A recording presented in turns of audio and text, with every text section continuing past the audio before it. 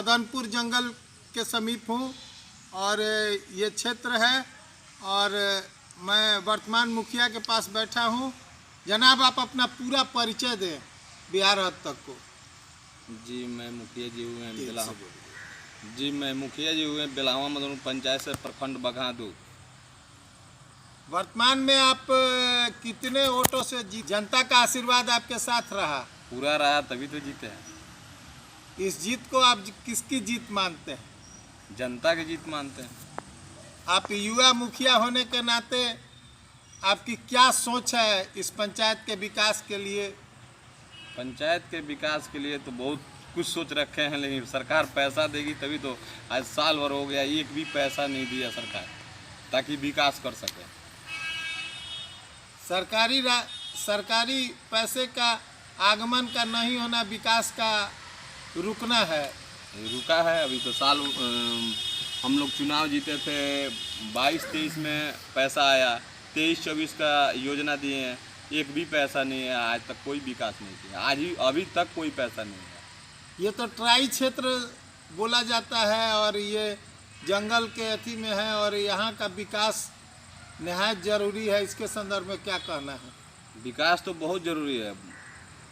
वाल्मीकि नगर लोकसभा विधानसभा नीतीश जी आते हैं, मुख्यमंत्री हमारे, और देख के जाते हैं, बोलते हैं ये विकास करेंगे, बहुत सारे विकास करेंगे वाल्मीकि नगर का। हमारे ख्याल से वाल्मीकि नगर में तो विकास किए हैं, लेकिन इस क्षेत्र ग्रामीण क्षेत्र जो पड़ता है हमारा बेलावा पंचायत, ये सतीश चंद्र दुबे जब सांसद हुए थे 2014 में, उस टाइम में पंचायत को गोद लिया गया था।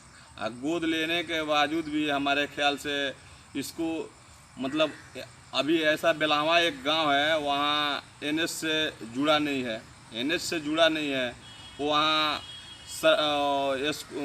स्कूल का सुविधा नहीं है। स्कूल का हाई स्कूल होना चाहिए, हाई स्कूल नहीं है वहाँ पे।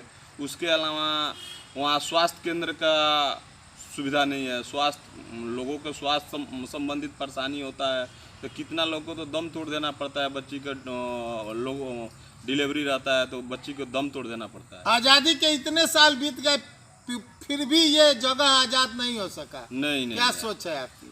आज़ादी के इतने 77 साल हो गए, 77 साल हो गए, अभी तक मतलब कि पंचायत वो बेलावा एक गांव है, वहाँ अभी तक लोगों को स्वास्थ्य के संबंधित अपना जान गंवाना पड़ जाता है। कितना स्वास्थ्य केंद्र है आपके यहाँ? हमारे यहाँ स्वास्थ्य केंद्र 3 है। कुल वोटर की संख्या कितनी है? 10,000। 10,000 वोटर हैं। और आप जो है सो कचरा प्रबंधन से लेके वर्तमान जब से आप मुखिया हुए कौन कौन सा काम किए हैं विकास का? कचरा प्रबंधक तक काम चालू हुआ है, लेकिन अभी तक क्या बोलते हैं, सरकार की तरफ से ज़मीन चिन्हित नहीं किया गया है ताकि वो कचरा घर बनवा सकें। जमीन का अभाव है। जमीन का अभाव है। पंचायत सरकार भवन नहीं बना है अभी तक। हमारा आदर्श पंचायत है, उसमें अभी तक पंचायत सरकार भवन नहीं बना है। आदर्श पंचायत में कौन कौन सी सुविधा है और कौन कौन सी नहीं है, इसके संदर्भ में 2 शब्द। आदर्श पंचायत में जो सुविधा होना चाहिए बोलबे किया आपसे, जो सरकारी स्कूल का लड़कों का लड़की का स्कूल का सुविधा होना चाहिए, वो सुविधा अभी नहीं है। उसके अलावा एनएच से जुड़ा होना चाहिए रोड, वो भी उसमें सुविधा नहीं है। उसके अलावा स्वास्थ्य केंद्र का सुविधा होना चाहिए, उसमें डॉक्टर बैठना चाहिए। तो डॉक्टर का एक भी स्वास्थ्य केंद्र तो बना है, लेकिन डॉक्टर अभी तक नहीं बैठे। केवल कागजी घोषणा आप इसको मानते हैं? उसके लिए हम उप मुख्यमंत्री तेजस्वी यादव को भी पत्र दिए हैं, डीएम साहब को भी पत्र दिए हैं, उसके अलावा एसडीएम साहब को भी पत्र दिए हैं, सांसद जी को पत्र दिए हैं। किनके पास नहीं गए स्वास्थ्य केंद्र सुधार? आपके क्षेत्रीय विकास में वर्तमान सांसद की क्या भूमिका रही? कोई विकास का काम आपके क्षेत्र में हुआ या नहीं हुआ? एक रोड बना है हमारे पंचायत में, एक रोड बना हुआ है। अब वो ठेकेदार साहब बनवाए हैं या सांसद जी के तो बोर्ड लगा है, विधायक जी का बोर्ड लगा है, लेकिन वो तो देखें ठेकेदार साहब बनवाए या ठेकेदार साहब बनवाए या सांसद जी बनवाए, ये तो हम नहीं बता पाएंगे। वर्तमान जो नल जल योजना है वो किस तरह से चल रही है?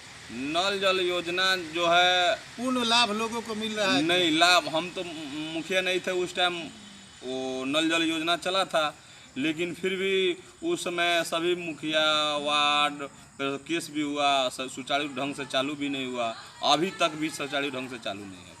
वर्तमान वृद्धा पेंशन, विकलांग पेंशन आदि के संदर्भ में क्या कहना है?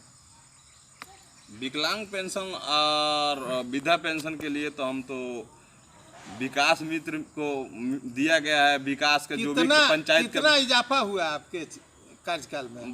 लगभग हम तो 500 करवा दिए। पूर्व में कितना आपने पाया था लगभग? इससे पहले, हमसे पहले वो भी 300-400 था। 100 का हुआ। कितना पेंडिंग है? पेंडिंग लगभग 150 पेंडिंग होकर करेगा। हरियाली योजना में पेड़ लगाने की जो बात है, आप तो इस जंगल में हैं, इसके संदर्भ में क्या कहना है? हरियाली योजना में पौधा लगवा दिए हैं हम। कितना मनरेगा से लगवा दिए हैं। कितना लगभग पौधा आप वो लगभग 5 यूनिट पौधा लगवाए हैं। 5 यूनिट लगा है। क्या आपका टारगेट है? टारगेट है तो हम और ज़्यादा से ज़्यादा पौधा लगाएं, वृक्षारोपण करें, लेकिन फिर भी उसके बावजूद भी लोगों को पैसा समय से नहीं मिलता है मनरेगा से, तो काम कैसे करेगा, गाछ कैसे बचेगा? समय से पैसा भी तो मिलना चाहिए। पैसा मिलेगा तभी तो वो काम करेगा। अब हम उसको लगा दिए, पौधा लगा दिए हैं, उसको सभी समय से पेमेंट नहीं मिलेगा तो कोई काम नहीं करेगा, तो पौधा कैसे बचेगा?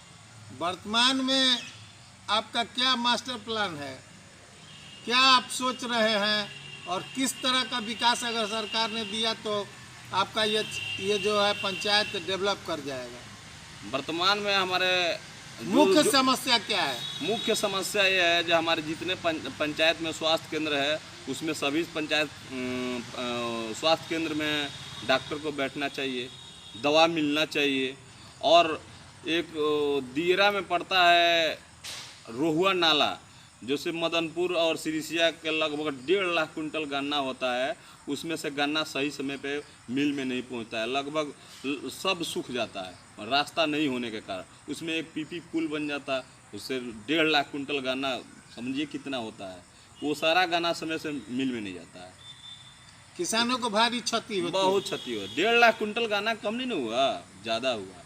पानी के वजह से वहाँ रास्ता नहीं होने के कारण, अभी तो पानी है, उसमें नाला रास्ता बन जाएगा, एक रोहुआ नाला। वो आप ही के क्षेत्र में है? जी, उसके लिए भी हम बोले हैं, सांसद जी से भी बोले हैं, विधायक जी से भी बोले हैं। वर्तमान सरकार से आपका क्या गुजारिश है? क्या गुजारिश हमको यही रहेगी, जो हमारे माननीय मुख्यमंत्री से हमारा गुजारिश होगा, या वो उप मुख्यमंत्री से गुजारिश यही रहेगा कि हमारे जो रोहुआ नाला है हमारे पंचायत में, उस रोहुआ नाला में एक पुल का निर्माण कर दिया जाए। और हमारे यहाँ पंचायत में जो स्वास्थ्य केंद्र जितना है, उसमें सभी में डॉक्टर बैठा दिया जाए। 10+2 स्कूल है सिरिसिया में, उसमें मास्टर की उपस्थिति दिया जाए ताकि वो स्कूल चले। आज भी इतना शिक्षा पर कसने के बाद, लगाम कसने के बाद भी आज भी उपेक्षित है। जी, अभी भी है। और ऐसे कहने के लिए 10+2 हो गया है, उसमें मास्टर है ही नहीं, तो बच्चा कैसे पढ़ेगा? इस पावन बेला में आप जनता को क्या संदेशा देना चाहते हैं? दीपावली और शुभ छठ और वर्तमान दुर्गा पूजा पर आपका क्या कहना है? दुर्गा पूजा तो बीत गया, हम लोग सही ढंग से मना लिए। दुर्गा पूजा एकदम अच्छे ढंग से, हमारे यहाँ 3 जगह मूर्ति रखा गया था, तीनों जगह मूर्ति सही ढंग से विसर्जन भी कर दिया हम लोग, पूजा पाठ भी बढ़िया से किए। अब रह गया दीपावली, दीपावली भी सही ढंग से हम लोग मनाएंगे, छठ पूजा भी सही ढंग से मनाएंगे।